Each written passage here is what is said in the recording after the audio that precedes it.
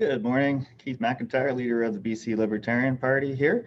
I'm going to talk to you today about the heat wave last week and John Horgan showing his true colors and really showing the horrific side effects of a government mismanaging a crisis and focusing entirely on one issue.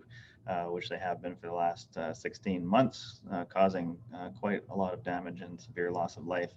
Uh, every once in a while, a politician shows their true colors. So they get off of their talking points, a reporter asks them a question, and they say something that really shows who they are as a human being. And John Horgan doesn't do it very often. I've met him only a couple of times, but the times that I have met him, I can really understand his true character, and he's a bit arrogant. He thinks he knows best, and in my opinion, he truly does not care about anybody else or anything else about except power and control. Um, I've been thinking about recording this for the last week or so, but I'm the type of person I like to take some time to think, gather some information, not just have a knee-jerk response based on a few things that I saw in the media. But over the last week, I've seen a lot of friends talking about the heat wave. I've seen a lot of articles about John Horgan. I've seen some videos that are just absolutely appalling from a leader to say. Um, I used to, years ago, I used to write software for emergency and disaster management preparation. So I have quite a lot of knowledge on emergency preparedness, emergency operations centers, how they work, when you should stand them up, and their effectiveness.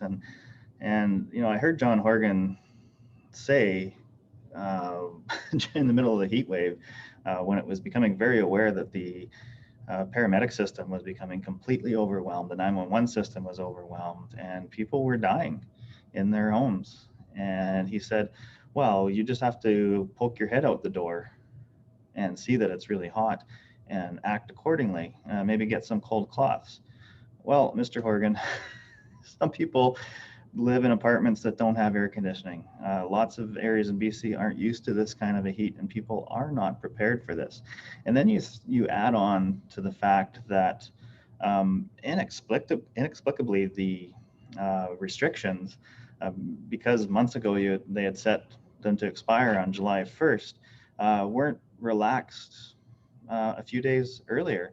So people were afraid to have their family into their home because it wasn't July the 1st yet. They were afraid to take their masks off. People were still afraid to leave their homes. And I wonder how many people who died that week are people that normally would be maybe staying with family, or maybe they'd be on vacation somewhere else, or seeking out help in their community to stay cool. Um, those stats are going to be impossible to find, but I think they're probably significant. And then you throw in basically the decimation of the healthcare system over the last 16 months, where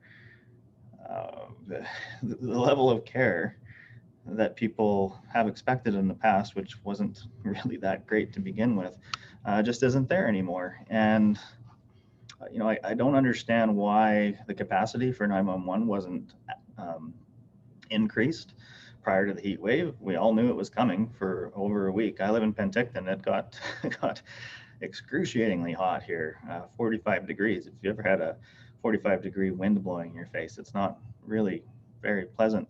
I actually sat outside on a patio for dinner in Peachland. There was a fire and the highway was really backed up, so I stopped there and I asked a waitress who's wearing a mask. I said, has WorkSafe done an evaluation of whether it's safer for you to be wearing a mask in 40 plus heat, or potentially being, one of the customers there being the one of 10 people that have tested positive in an area of 800,000 people. And she's like, yeah, absolutely. I feel safer taking my mask off. So I don't understand why there wasn't even some thought as to, should we change our plans based on an extraordinarily hot event. I saw many friends on Facebook who just aren't used to this kind of heat, and they're capable people and they were okay, but quite unpleasant, and there were so many people that were left behind, and hundreds of people uh, passed away, and it's mismanagement. And at what point is it negligence by the province for not noticing that there's an emergency? I saw another video. I'll post the link down below where it was just a couple of days ago. And John Horgan is saying that he's just giddy and he's jolly that the economy is opening back up and the restrictions are released and we all did such a great job, and then just barely acknowledging the fact that I think there's about 800 people died in 1 week, more than usual, and it's a lot more dangerous of a thing than COVID, and he didn't seem to even care, which I don't understand. Didn't bother to apologize. I have a relative who's a paramedic, and he was saying, people were waiting 30 minutes to phone 911, and then hours for an ambulance to arrive. And this is completely unacceptable. And I've said for a long time that the government monopoly in healthcare is quite damaging to our citizens. And the doctor who went to the BC Supreme Court and called it a human rights issue, that the government doesn't allow options in healthcare. It's just the last 16 months have really shown just how critical it is that we start to think of different options. And people will invariably say, well, you want American style healthcare. Like, nobody wants that. There's models around the world that are much better, decentralized healthcare. We don't have to leave people behind by having some privatization or significant amount of privatization. At what point are we going to notice that the government is not providing us excellent healthcare? I don't know the stats for BC, but I saw an article the other day where Ontario has, they're asking for a blood drive, and they're about 400,000 surgeries behind because of the pandemic. And if we had some level of privatization, we could have actually had maybe a private contractor handling COVID patients, or alternatively, someone handling the surgery, so we didn't actually end up having a backlog. It's mind-boggling to me that we have and continue to send COVID patients to the regular hospital. I know several people who caught the disease in the hospital, of all places. So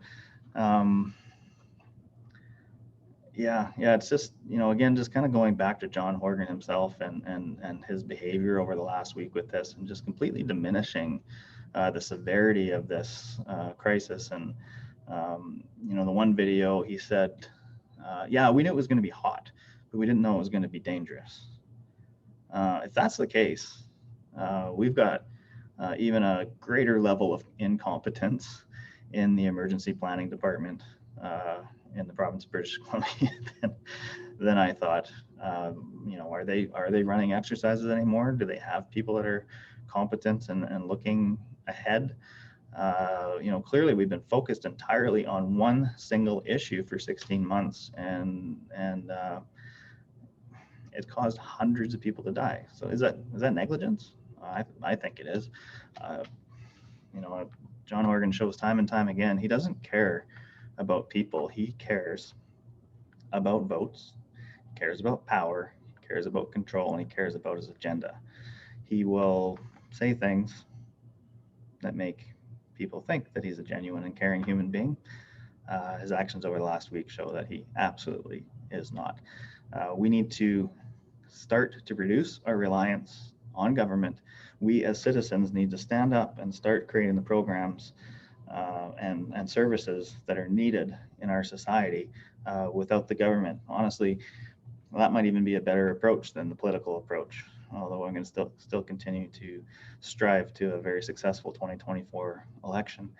But any way we can, we need to start reducing our reliance on government and start taking some personal accountability for our own lives. And I'll post a couple of videos and articles about John Horgan in the comments. shocked that people continue to think this man is a great leader, and he continues to be popular in the polls. Every once in a while, he shows his true colors. Watch for it.